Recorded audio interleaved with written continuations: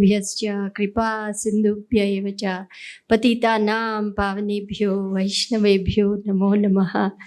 I am so grateful to the devotees of ISKCON Ujjain who have glorified the pure devotee of the Lord.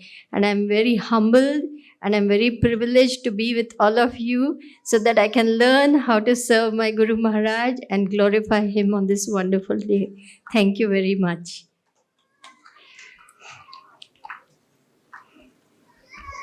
My dear Guru Maharaj, Your Divine Grace and my dear spiritual father, please accept my humble obeisances.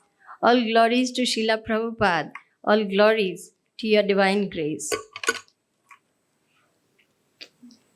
All glories to Your divine appearance in this material world of sorrow and pain to save the conditioned fallen souls. All glories to the divine appearance of the pure, eternal servitor of the Lord, come to save and deliver us from the darkness of ignorance.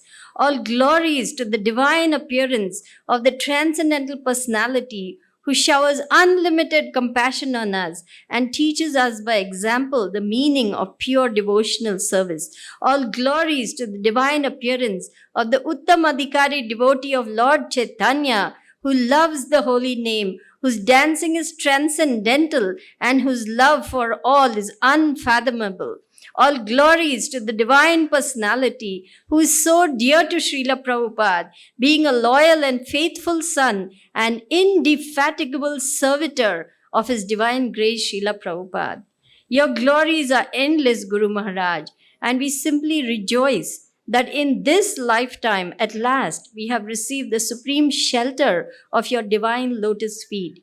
I go back in time and remember my very first meeting, November 13, 2001, at Penn State University, when your merciful glance fell upon me and my life changed forever.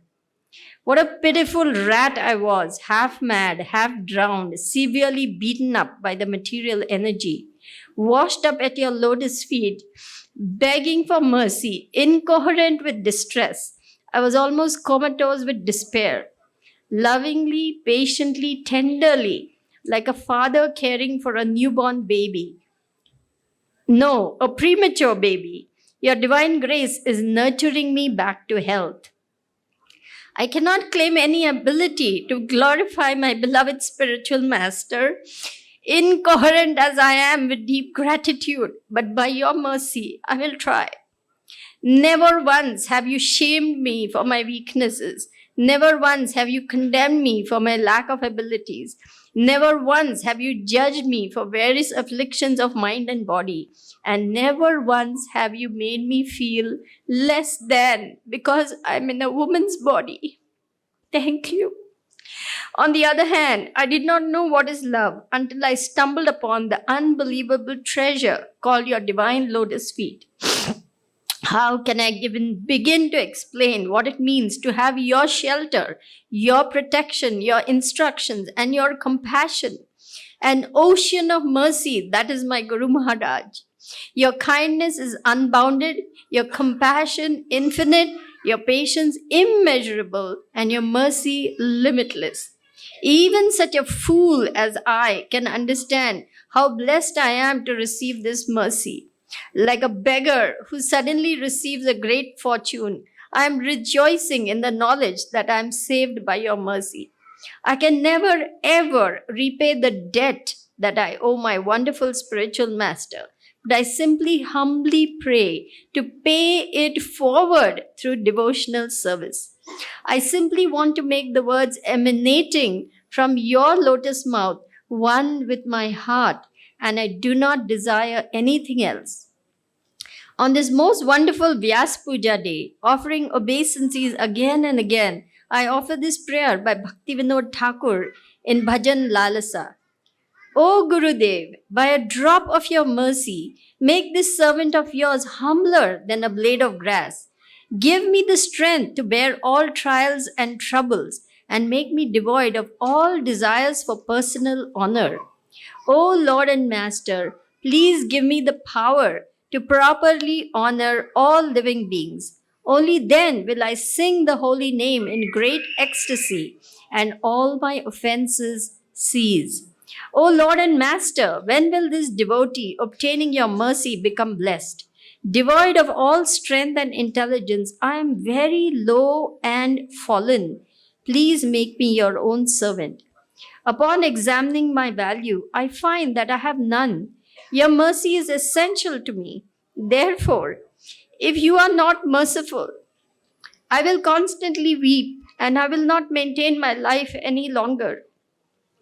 This is my condition, and I'm simply begging for mercy. For without your mercy, I cannot maintain my life. What to speak of rendering any service? I am but a tiny speck of dust, and mostly in Maya, sometimes falling into Krishna, as Srila Prabhupada describes. So I'm pleading for your mercy to hold tight to your lotus feet and make a little progress on the path of bhakti.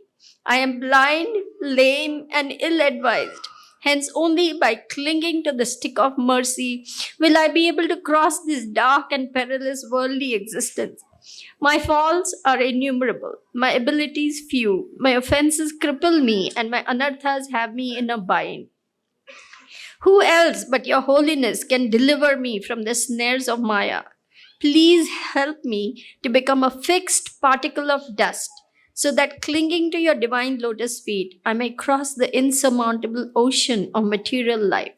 This tiny ant falling at your lotus feet beseeches for your mercy. May I learn to serve my God brothers and God sisters with deep humility and total surrender. May I acquire their good qualities and give up my own bad ones.